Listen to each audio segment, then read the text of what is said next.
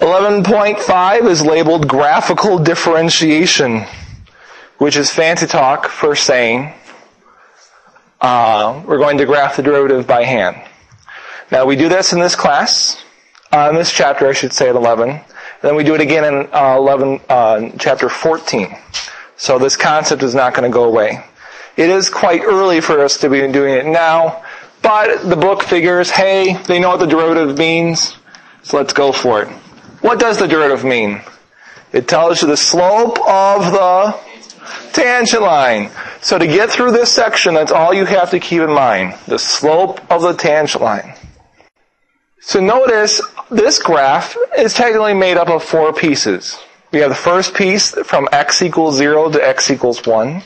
The second piece from 1 to 4. Then 4 to 5. Then 5 to 6. Okay? From each piece, notice they are just linear segments. Alright, so let's keep that in mind. From each piece, I'm going to pick a point. It doesn't matter what point I pick as long as it's not one of the endpoints. So I'm going to pick this point here. That's whatever x value that is, it does not matter.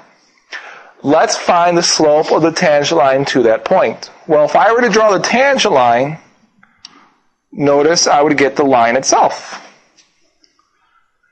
Is that okay? So as we saw in our first example of instantaneous rate of change, I think the function was like 4x minus 5, and we got our final answer was 4. And I said this was just a big joke because notice the slope of the line was 4, and since it's a linear function, the slope of the tangent line should also be 4. Same concept here. What's the slope of the red line segment? How far up did we go?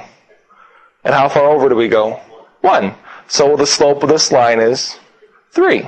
So the slope of any point tangent line would be also 3.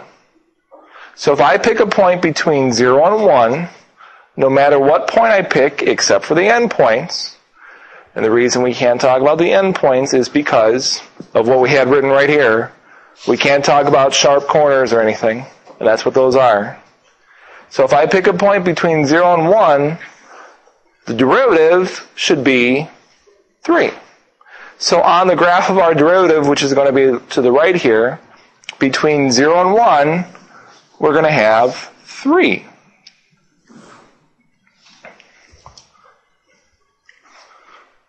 In other words, we graph the line y equals 3, which is a horizontal line.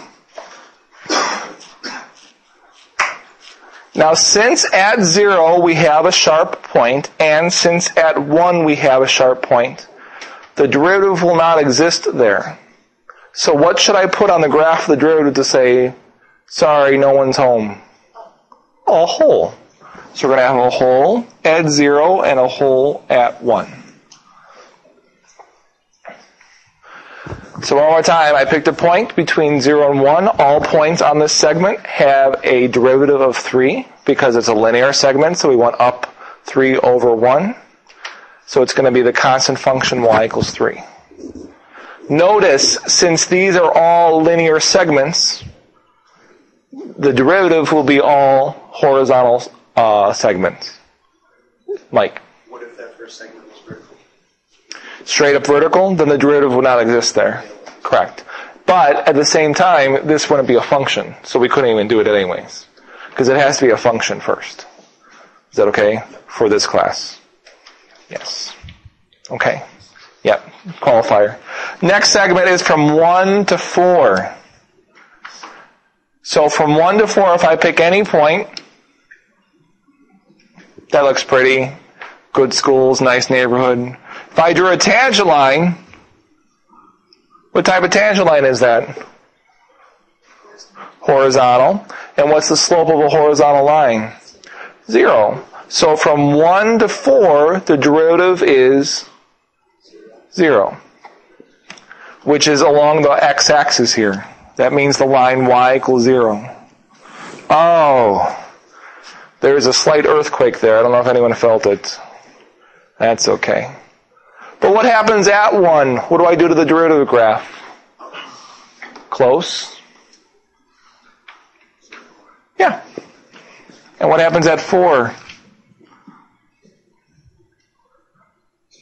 Another circle. Another hole. So if you pick any number for x between 1 and 4 on the original graph, your tangent line will be horizontal, which means its slope is 0. Since these are all linear segments, then yes, the tangent line runs the exact same as the actual graph. Alright, we're going to do the next one together, and then I'll have you do the fourth one on your own. The next one is between 4 and 5. So if I pick this point here, again, the tangent line is just the segment itself. What's the slope of that little segment? 1, because notice we went up 1, over 1. So from 4 to 5 on the graph of the derivative, I'm going to graph the line y equals 1. But just from 4 to 5. What happens at 4?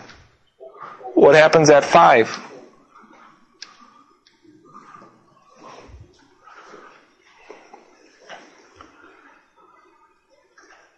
If you would, try the fourth segment on your own from 5 to 6. Would anyone like to share the derivative? -1. Because notice we went down 1, right 1. So from 5 to 6, I'm going to graph the line y equals, it's not doing, it's too high, people. Oh no. Am I blocking the sensor? I can't be blocking the sensor. Is my shadow blocking the sensor? That should be down there. Alright, everyone knows. So from 5 to 6, we are graphing the line y equals -1 with holes at the end for the exact same reasons, because we have the sharp corners at 5 and at 6. Yay! So this is the graph of f of x. Okay, that's better there. So this is the graph of what? F prime of x. Why is there a delay?